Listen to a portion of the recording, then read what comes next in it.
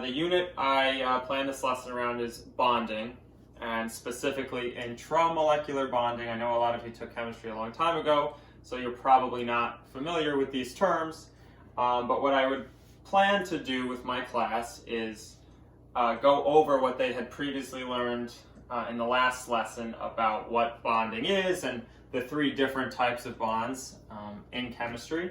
So just to briefly review, I kind of prepared a synopsis here of the three different types of bonding.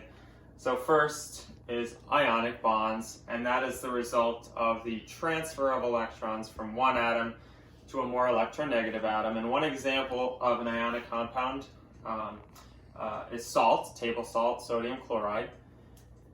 And I should mention that ionic bonds are composed of a metal and a non-metal. In this case, the metal is sodium and the non-metal is chloride. And then we have covalent bonds, which is composed of sharing of electrons between atoms and between specifically non-metals. One example of a covalent compound is sugar, made of carbon, hydrogen, and oxygen. It's an organic compound, and it's a covalent compound. And then lastly, we have metallic bonding, which occur in all metals, so copper, nickel, iron. And metallic bonding is unique in that it allows for a delocalized system of electrons to freely move in between the positively charged metal cations. So in this case, copper 2+, and electrons are arranged in a rigid pattern, but these electrons are actually able to flow between copper atom to copper atom. So the property of these three different bonds that is important for the lesson that I planned is conductivity. So conductivity is basically allows for the flow of heat, the flow of electricity, and there's a specific property that allows for conductivity, and that is the movement of charged particles. So ionic substances in their solid state do not allow for the conductivity of electricity.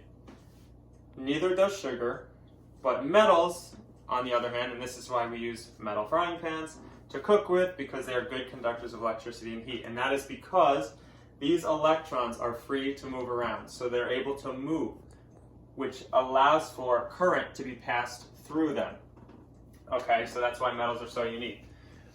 Ionic compounds in their solid structure do not allow for the conductivity of electricity. But in their aqueous form, when you dissolve them in water, when you dissolve salt in water, they actually dissociate, these molecules dissociate into individual ions, sodium ions and chloride ions, and these ions are charged. So when they are in their aqueous state, ionic compounds dissolved in water, they actually allow for the conductivity of electricity, but not in their solid state.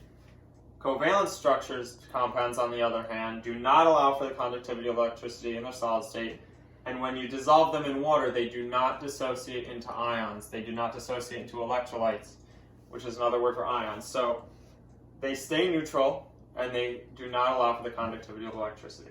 So to summarize, metals in their solid state are great conductors of electricity because their electrons are free to move. Ionic compounds only conduct electricity in their aqueous state when dissolved in water, and covalent compounds never can conduct electricity. So I know that was a mouthful, but it's relevant to the task that I'll be having my students do. And in my teaching and learning science class, we are learning all about teaching through science inquiry, which in summary is student-centered, not teacher-centered. It involves active engagement of students, so actually hands-on learning. And it involves a collaborative effort, so students working together to actually develop, plan, and carry out investigations and experiments to test their hypotheses that they create. So this is in comparison to traditional science learning, where you're just taught concepts, you're taught facts, you're given procedures to follow in a stepwise manner, and it really doesn't really facilitate substantive discussion between students. So I'm trying to plan lessons that are inquiry-based. So I'll read you this from my task sheet that I made. But the task that I'll have my students do is they will be given 3 solid substances of unknown identity, labeled A, B, and C. One will be covalent, one will be ionic, and one will be metallic. So their job will be to work in a group to develop a procedure, so they actually have to develop the procedure, to identify which solid is composed of each type of bonding based on the known properties of each. So I gave them a hint, so what property of a substance allows for the conductivity of electricity? So they know they'll be dealing with that property. And I say here that they'll have to defend why they did what they did and how they were able to identify the substance of each. So this really should make them think critically about how to develop a procedure to identify the unknown solids, right? So over here I have, and I took this from the chemistry classroom in the school I'm working in, they have simple conductivity meters. So this is just a battery. It has 2 prongs here, one positive and one negative electrode, so an anode and a cathode. And when this is on, and you stick these 2 prongs in a solution or onto a solid, if that substance conducts electricity, these lights will light up. If the red light lights up, it's basically low conductivity. If the red lights up pretty bright, it's about medium conductivity. And if both lights, the green and red lights up, that means it's a great conductor of electricity. So, and then I have what would be in test tubes labeled A, B, and C for them. Sugar, salt, and I didn't really have access to any ground up metal. I would if I was actually teaching. But for the purposes of our experiment here, I just used a copper penny as the metal. So that would be the setup for them. And trying to incorporate the I do, you do model for our purposes, what I would do is I would have 2 beakers here, and I would show them the conductivity meter like I did just now and tell them how it works. And I would say, okay, one of these beakers I'm going to go fill with tap water from the sink, right? So regular tap water. And then here, I was actually able to find distilled water. Well, my mom was able to find it in ShopRite. Didn't think we'd be able to buy any water during, the virus crisis, but we did. So distilled water is water that is boiled, evaporated, right, distilled, and the steam is condensed and collected. So what that does is it leaves all the dissolved materials, any salts or minerals present, any dissolved ions, in the pan, wherever they're evaporating from, and the water that they collect is pure water. So no dissolved ion species, no charged particles, pure H2O in this beaker. Whereas the tap water, as most of you probably know, has dissolved substances, right? Chloride ions, fluoride ions, sulfide possibly, any minerals present, and they're charged species. So remember what we just talked about with conductivity.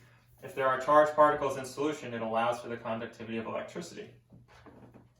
So what I would show my students is how to take this conductivity meter, you have to turn it on, it's just a simple switch.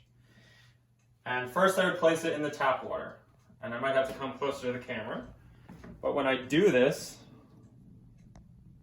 you should see that the red light lights up. Barely, but it's lighting up, which means, I hope you can see that in the camera, it's actually conducting electricity. The green light's not lighting up at all, but it is conducting electricity, which means there are charged particles in that solution. Now, I'll wipe the prongs off. That's in comparison. Now this is pure distilled water, no dissolved species. And we get no light. Nothing lighting up, right? So pure water actually does not conduct electricity. So if you were in a bathtub with distilled water and you stuck a hairdryer in there and it was pure H2O, you wouldn't get electrocuted. But if it was tap water and any dissolved species, and it doesn't take much, it would be able to conduct electricity.